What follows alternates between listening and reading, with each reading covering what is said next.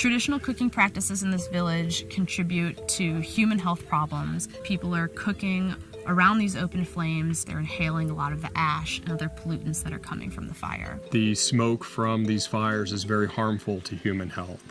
It has all sorts of effects on respiratory health, for example, chronic obstructive pulmonary disease, higher rates of asthma, higher rates of lung disease, of lung cancer, for example. We know as well that the carbon monoxide can have adverse effects in pregnancy.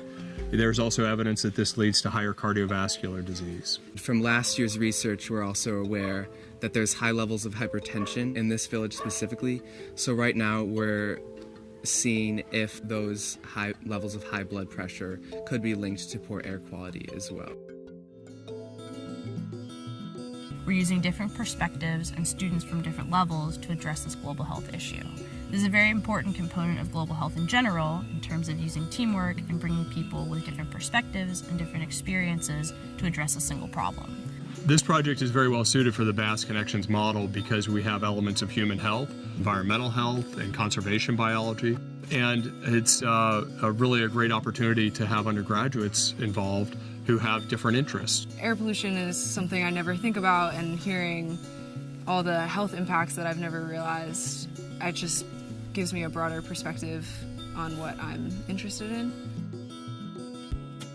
So one of the things that we're doing is collecting general health data, and this includes things like blood pressure and temperature, height and weight, so we can calculate BMI. We're going to use some of these health parameters and correlate them to other data that we're collecting. In addition, we're investigating the kinds of stoves that we could bring in that would provide more fuel efficiency, lower particulate matter in the air, and therefore help their health and also help the forest.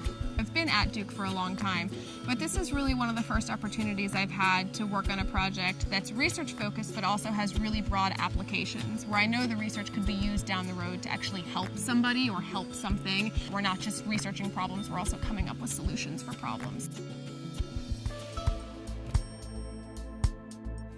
We hope that this project can benefit the community in a number of ways. One is that by collecting all these general health data, we'll be able to actually influence how people think about their health and potentially take responsibility for their health in the future.